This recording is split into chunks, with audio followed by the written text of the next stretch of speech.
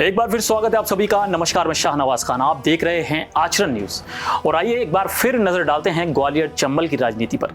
कांग्रेस की अंचल में संभावनाएं नहीं आ रही नजर। देश की 18वीं लोकसभा के लिए चुनावी घमासान शुरू हो गया है।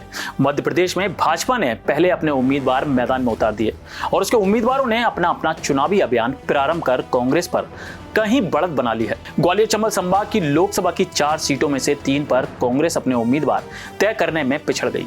चारों सीटों के अंतर्गत 32 विधानसभा क्षेत्र आते हैं। करीब 4 माह पूर्व हुए विधानसभा के चुनाव के आंकड़ों के हिसाब से कांग्रेस भाजपा को कहीं अच्छी खासी टक्कर देकर मुकाबले को कड़ा बना सकती थी, लेकिन विधानसभा चुनाव की तरह चुनावी तैयारियों और उम्मीदवारों के ऐलान में वह लोकसभा चुनाव में भी पिछड़ गई। अभी तक की राजनीतिक गतिविधियां तो साफ संकेत दे रही हैं कि कांग्रेस ग्वालियर चंबल संभाग में हिट विकेट की स्थिति में पहुंच गई है। वर्ष 2019 के लोकसभा चुनाव में ग्वालियर चंबल संभाग की चारों सीटों पर भाजपा उम्मीदवारों ने शानदार जीत दर्ज की थी।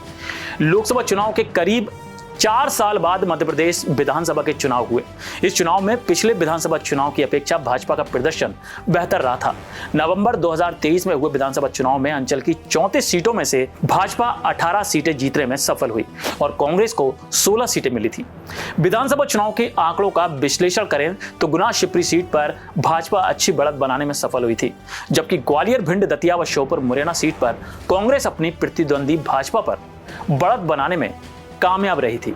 लोकसभा चुनाव की तैयारियां यूं तो 5 राज्यों के विधानसभा चुनाव समाप्त होने के साथ ही राजनीतिक दलों ने शुरू कर दी थी। भाजपा ने विधानसभा चुनाव के फार्मूले को मिली सफलता से प्रभावित हो लोकसभा के लिए भी सबसे पहले उम्मीदवारों का ऐलान कर दूसरे दलों पर मनोवैज्ञानिक बढ़त बना ली। तो एनडीए गठबंधन में कई नए दलों को शामिल कर 400 पार की ओर कदम बढ़ा दिए। वहीं दूसरी ओर कांग्रेस का ईडी गठबंधन में अपनी ढपली अपना राग की स्थिति चल रही है। आपसे लेकर राजद, तृणमूल कांग्रेस, एनसीपी तक ने आंखें तरेर अपने हिसाब से चल कांग्रेस को संकट में डाल रखा है। इसका सीधा असर यह रहा कि कांग्रेस में जहां एक तरफ भगदड़ मच गई तो दूसरी ओर वह उम्मीदवारों की घोषणा में भी पिछड़ गई। भाजपा और उसके सहयोगी दलों ने उम्मीदवारों की ऐलान कर चुनाव अभियान को गति देकर पहले चरण की बढ़त बना ली है। मध्य प्रदेश के ग्वालियर चंबल संभाग की ग्वालियर सीट पर विधानसभा चुनाव में 26,000 से अधिक की बढ़त को कांग्रेस अपने लिए प्लस पॉइंट मानकर चल रही थी, लेकिन अपने उम्मीदवार की घोषणा में वह पिछड़ गई और एक अच्छी स्थिति उसके हाथ से निकलती दिख रही है। भाजपा को उम्मीदवार को करीब 1 माह का समय अधिक मिल गया और उसका अभियान वार्ड स्तर तक पहुंच गया है। मुरैना सीट की भी संभावनाओं को कांग्रेस अपने हाथों खोती गई। यहां विधानसभा चुनाव में भाजपा विपक्षी कांग्रेस व बसपा के संयुक्त रूप से करीब 1.5 लाख वोटों से पीछे थी, लेकिन कांग्रेस यहां भी टिकट को लेकर पिछड़ी और क्षत्रिय, गुर्जर व ब्राह्मण उम्मीदवार को लेकर असमंजस की स्थिति में फंसी और भाजपा उम्मीदवार को आगे निकलने में 1 माह का समय दे दिया। भाजपा उम्मीदवार ने समय का सदुपयोग कर गांव-गांव तक दस्तक दे रखी है। भिंड सीट पर भी विधानसभा चुनाव में लाभ की स्थिति में कांग्रेस थी। यहां 8 में से 4 सीटें उसने जीती थी। यहां उसकी बढ़त 6,904 मतों की थी, लेकिन बसपा के साथ यहां बढ़त 90,000 की थी। यहां भाजपा ने वर्तमान सांसद संध्या राय पर फिर भरोसा किया है। उम्मीदवारी घोषित होने के पूर्व ही वह अपने क्षेत्र में पूरी तरह उतर गई थी। कांग्रेस ने यहां भांडेर विधायक फूल सिंह बरैया को मैदान में उतारा है। पिछले चुनाव में कांग्रेस उम्मीदवार रहे देवाशीष को टिकट नहीं मिलने से खफा है, तो बरैया की स्वर्ण वर्ग के प्रति समय समय पर की गई अभद्र टिप्पणियां भी उनके लिए आत्मघाती ही बनेंगी। गुना सीट पर भाजपा विधानसभा चुनाव में कांग्रेस से करीब 1,86,000 मतों से आगे थी।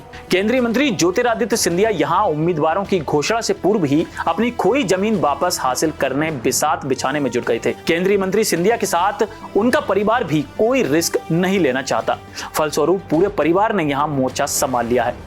कांग्रेस भले ही दावा केपी सिंह यादव जैसा सशक्त उम्मीदवार उतारने का करती रही, लेकिन उसे उम्मीदवार ढूंढे नहीं मिल रहे थे।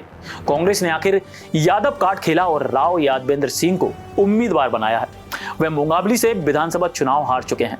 उनकी मां और भाई चुनाव के पूर्व ही सिंधिया के समक्ष कमल का पट्टा ओढ़ चुके हैं। ऐसे में यादवेंद्र सिंह भाजपा उम्मीदवार को कितनी टक्कर देंगे, वह चुनाव परिणाम बताएंगे। कुल मिलाकर राजनीतिक विथिकाओं में जहां कांग्रेस के ग्वालियर चंबल संभाग में हिट विकेट होने की चर्चाएं चल निकली हैं, तो राजनीतिक विश्लेषकों की जुगाली में भी कांग्रेस की अंचल में संभावनाएं नजर नहीं आ रही हैं। खैर, आपकी इस बारे में क्या राय है? आप अपनी राय हमारे इस कमेंट्स बॉक्स पे जरूर भेजें और ऐसी ही राजनीतिक खबरें देखने के लिए जुड़े रहिए आचरण न्यूज से। आचरण न्यूज, हर कदम आपके साथ। देश दुनिया की सभी खबरें देखने के लिए जुड़े रहिए आचरण न्यूज से। आचरण न्यूज, हर कदम आपके साथ।